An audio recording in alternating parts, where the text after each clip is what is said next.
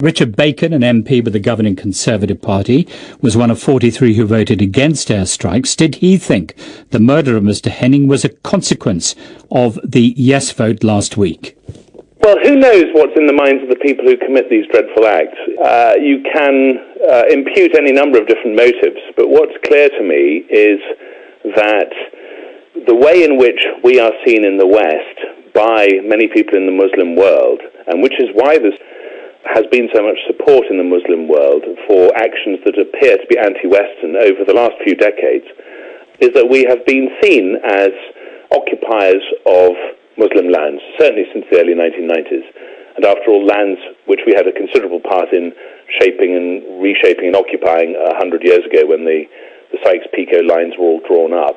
And so, as a result of that, we have to tread very carefully where we tread at all.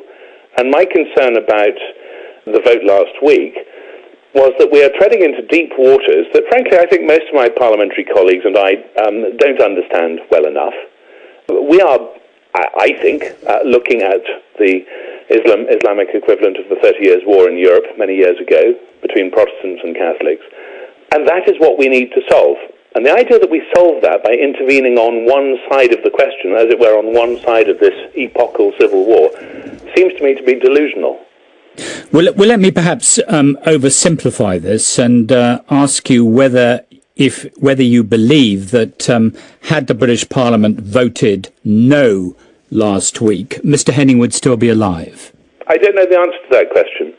I don't know the answer to that question for sure. I do know that if you want brutal killings and cruelty and beheading, then Saudi Arabia does that every week. Amnesty International estimates that in a period of 2 weeks last month, 22 people were executed in Saudi Arabia, 8 of them by being beheaded.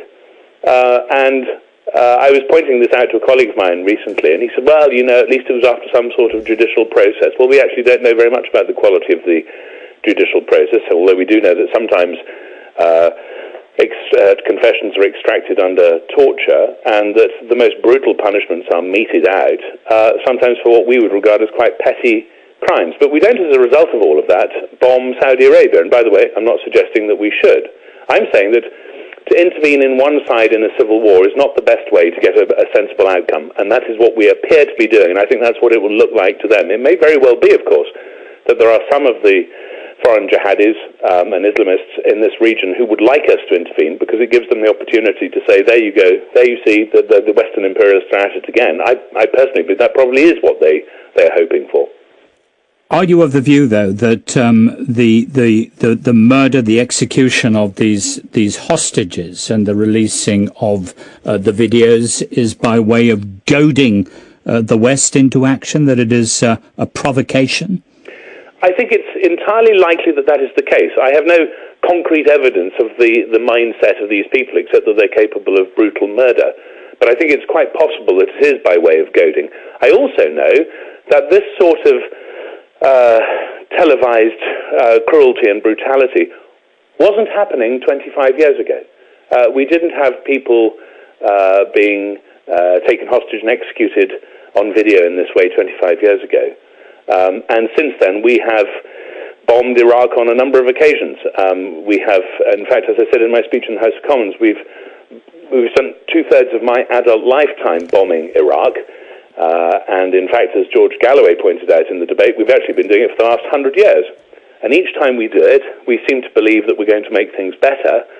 My objective analysis is that the evidence suggests each time we do it, we make things worse.